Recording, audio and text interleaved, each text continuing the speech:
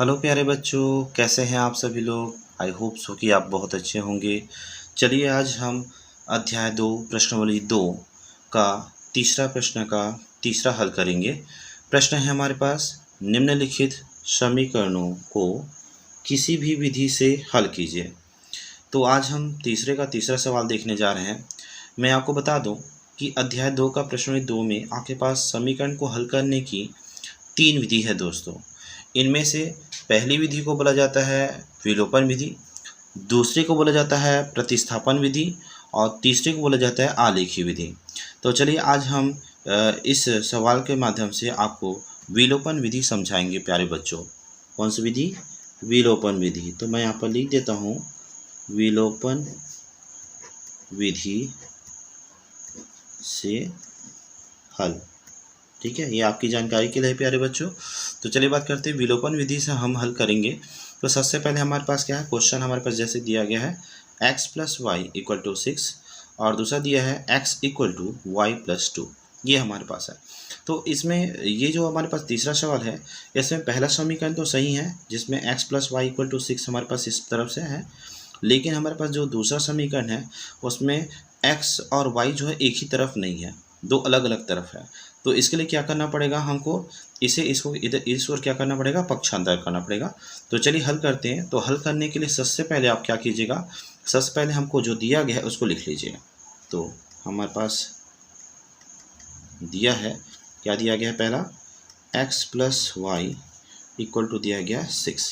तो इसे हम समीकरण 1 बना देते हैं, क्योंकि हमारे पास x plus Y equal to 6 ये बिल्कुल x एक तरफ है और हमारे पास संख्या जो है दूसरी तरफ है। तो ये हमारे पास पहले समीकरण के रूप में सही ढंग से व्यवस्थित है, इसका से समीकरण 1 बना दिए।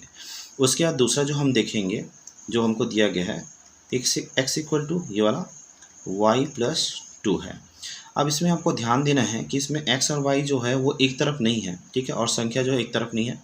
तो इस स्थिति में क्या करना पड़ेगा, ये जो y है इसे हमको क्या करना पड़ेगा, पक्षांतर करना पड़ेगा। तो चलिए, क्योंकि हमको समीकरण 2 बनाना है इसलिए, तो यहाँ पर हम लिखते हैं पक्षांतर करने पर।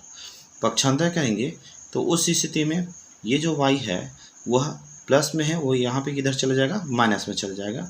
तो चलिए x minus Y equal to आपके पास कितना हो गया, प्लस 2। बिकॉज पक्षांतर करने का नियम रहता है कि जो प्लस होता है वो किस में चला जाता है, माइनस में चला जाता है। तो इस प्रकार से x पहले से प्लस में ही था, ये जो y आपके पास प्लस में है वो कहाँ चला गया, माइनस में चला गया यहाँ पर, और इक्वल टू आपके पास दाईं तरफ क्या बचा, 2। अब ये आपके पास देखिए x y एक तरफ और संख्या एक तरफ हो गई है, जिसका आंसर ये बन गया हमारे पास क्या, समीकरण 2। अब इस हिसाब से हमारे पास समीकरण 1 और समीकरण सही ढंग से बन गया। याद रखिएगा ये सवाल थोड़ा सा रेयर कंडीशन का है, जिसमें आपके पास दूसरा समीकरण जो है सही ढंग से व्यवस्थित नहीं था, इस कारण से हमने इसको पक्षांतर किया। अदरवाइज होता क्या है कि ज़्यादातर सवालों में एक्स वाई जो है वो एक तरफ रहता है और संख्या जो है दूसरी तरफ रहता है, तो उसमें कोई दिक्कत नहीं होती, डायरेक्ट हल करने की ज़रूरत पड़ जाती है। सीधा हम विलोपन विधि का जो प्रमुख हिस्सा होता है उसको हम हल कर लेते हैं। लेकिन इसमें क्या है, समीकरण 2 में समीकरण 2 को सही ढंग से बनाने के लिए इसको क्या करना पड़ा, पक्षांतर करना पड़ा। हर सवाल में ऐसा देखने को नहीं मिलेगा प्यारे बच्चों। तो अब हमारे पास चूँकि समीकरण 1 और समीकरण 2 बन गया है, तो चलिए अब इसको हल करते हैं विलोपन विधि से। विलोपन विधि का अर्थ होता है प्यारे बच्चों किसी भी पद को गायब कर देना। तो गायब करने के लिए क्या करना पड़ेगा कि इसके पद को हमको देखना पड़ेगा। जैसे कि यहाँ पर देखो ये क्या है, प्लस x है, यहाँ पर भी क्या है आपके पास है, प्लस x है। तो यहाँ पर कोई प्रॉब्लम नहीं है समीकरण 1 और समीकरण 2 में कि हमको किसी संख्या से इसको क्या करना है, गुणा करना है। तो हम क्या करेंगे, चूँकि ऑलरेडी बराबर है, इस कारण से सिर्फ हमको क्या करना है, सिर्फ घटाना बस है। तो चलिए इसको घटाते हैं। तो लिखते हैं हम यहाँ पर समीकरण 1 में समीकरण 2 को घटाने पर। इस सवाल में क्या है, एक अनोखा सवाल है जिसमें आपके पास संख्या इत्तेफाक से क्या है, बराबर आई है। नहीं तो होता क्या है, अगर संख्या अलग अलग होती है तो यहाँ पर की जो संख्या होती है उसे हम समीकरण 1 में गुणा कर देते हैं, और यहाँ पर की जो संख्या होती है समीकरण 1 की जो संख्या होती है x के साथ, उसको हम समीकरण 2 में पूरा गुणा कर देते हैं। ठीक है, तब जाके आपको क्या करना पड़ता है, समीकरण 1 में समीकरण 2 को घटाने पर ऐसा लिखना पड़ता है। लेकिन चूँकि इसमें संख्या बराबर है, इन कारणों की वजह से आपको ऐसा करने की जरूरत नहीं है, डायरेक्ट समीकरण 1 में समीकरण 2 को क्या कर दीजिए, घटा दीजिए। चलिए घटाते हैं। तो पहले से हमारे पास है x plus Y equal to 6, और दूसरी तरफ आपके पास मिला है क्या, समीकरण 2 में x minus Y equal to क्या मिला 2। चूँकि घटाने का नियम है तो घटाने के नियम आप जानते हो कि जो प्लस होता है वो माइनस हो जाता है, ये माइनस से जो है वो प्लस हो जाएगा और ये जो आपके पास प्लस है क्या हो जाएगा माइनस हो जाएगा। इस प्रकार से आप देखें यहाँ पर प्लस एक्स है, ये माइनस एक्स है, ये क्या हो गया कैंसिल हो गया। अब ये जो पद आपके पास गायब हो गया दोस्तों, इसी को ही बोलते हैं क्या विलोपन विधि। बिकॉज ये पद क्या है अगले स्टेप में क्या होगा खत्म हो गया, प्लस और माइनस की वजह से कैंसिल हो गया, इसी को बोलते हैं क्या विलोपन विधि। इस कारण से इस विधि का नाम पड़ जाता है क्या विलोपन विधि। अब आगे बात करते हैं, ये आपके पास सामने कुछ मतलब एक 1y है और यहाँ पर भी आपके पास क्या 1y है, तो ये प्लस और प्लस। अब इस बात को ध्यान रखिएगा कि जो चिन्ह हमने बदला है वही चिन्ह उसका रहेगा, पहले जो था वो अब उसका चिन्ह नहीं रहा, जो बदले हैं वही रहेगा। तो यहाँ पर प्लस वाई है, यहाँ पर भी प्लस वाई है, तो plus Y plus plus Y कितना हो जाएगा, एक और एक कितना हो जाएगा 2 हो जाएगा और वाई का वाई। तो इस प्रकार से वाई प्लस वाई कितना हो गया 2y हो गया, इक्वल टू 6 में 2 को घटाएंगे तो कितना मिल जाएगा आपके पास 4 मिल जाएगा। इस प्रकार से अब देखें कि हमारे पास y का मान निकलने की ओर है, तो चलिए देखिए y का मान हमको निकालना है तो क्या करना पड़ेगा, 2 और y के मध्य संबंध को देखना पड़ेगा। 2 और y के मध्य किसका संबंध है, गुणा का, ये डॉट हमने दर्शाया है, गुणा के रूप में व्यक्त किया जाता है इसको।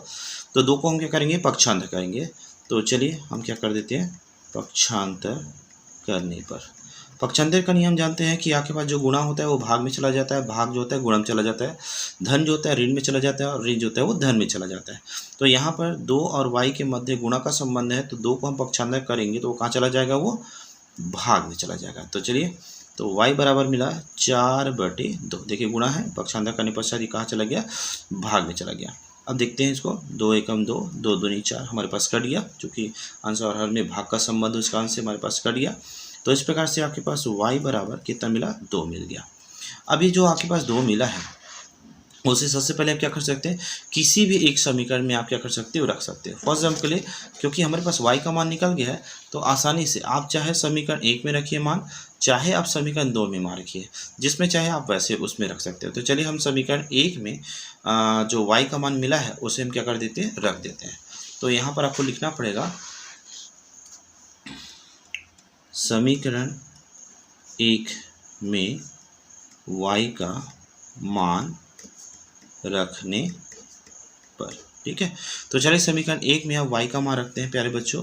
तो y का मान रखने के बहुत ही आसान है। समीकरण 1 जैसे कि आप देख रहे हैं कि हमारे पास समीकरण 1 है क्या x plus Y equal to कितना मिला है 6। तो चलिए हमारे पास x प्लस वाई लेते हैं, ये हो गया x प्लस वाई का मान आपके पास अभी थोड़ी देर पहले मैंने आपको बताया कितना मिला है आपके पास, ये देखिए 2 मिला है तो 2 रख दीजिए, इक्वल टू कितना आपके पास है 6 है, तो इक्वल टू हमारे पास कितना ले लिए 6 ले लिए। अब इसके पश्चात हम चूँकि हमको x का मान निकालना है इस कारण से 2 को क्या कर देंगे पक्षांतर, तो यहाँ पर पक्षांतर करने पर पक्षांतर कर दीजिए, तो ये जो है जोड़ में है धन में है वो क्या चला जाएगा ऋण में चला जाएगा। तो x बराबर 6 ऋण कितना हो जाएगा 2। तो इस प्रकार से 6 में 2 को घटाएंगे तो x बराबर कितना मिल जाएगा 4। तो इस प्रकार से x का मान आपके पास कितना मिल गया 4। पहले से देखिए y का मान कितना मिला 2 मिला है और x का मान कितना मिल गया 4।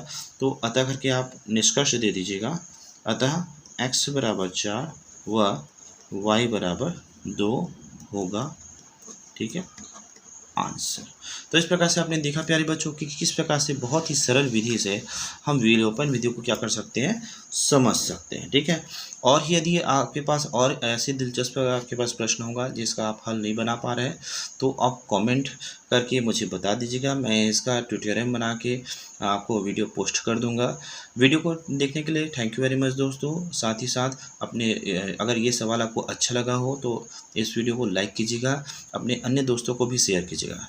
थैंक यू वेरी मच दोस्तों।